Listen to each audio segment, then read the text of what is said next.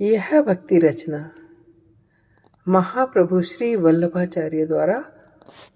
लिखी गई थी। माधव की मधुर छवि के दर्शन कराती यह स्तुति मधुराष्टकम।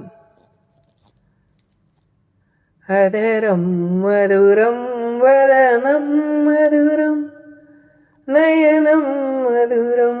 हसितं मधुरं हृदयं मधुरं गमनं मधुरं मधुराधिपतेरखिलं मधुरं वचनं मधुरं चरितं मधुरं वसनं मधुरं वलितं मधुरं चलितं मधुरं भ्रमितं मधुरं मधुराधिपतेरखिलं मधुरं वेणुर्मधुरो रेणुर्मधुरं पाणिर्मधुरं पादो मधुरं नित्यं मधुरं सख्यं मधुरं मधुराधिपतेरखिलं मधुरं गीतं मधुरं पीतं मधुरं भोक्तं मधुरं सूक्तं मधुरं रूपं मधुरं तिलकं मधुरं मधुराधिपतेरखिलं मधुरं करणं मधुरं तरणं मधुरं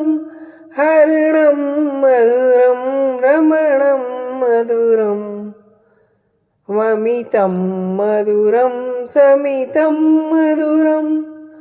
मधुराधिपतेरखिलं मधुरं गुञ्जा मधुरा माला मधुरा यमुना मधुरा वीची मधुरा सलिलं मधुरं कमलं मधुरं मधुराधिपतेरखिलं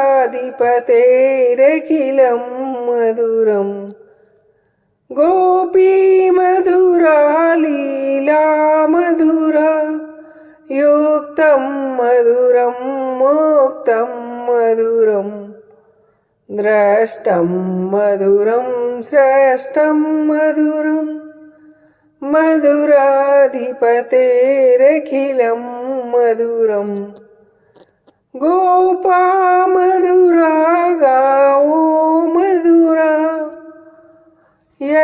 यष्टिर्मधुरं श्रेष्ठिर्मधुरं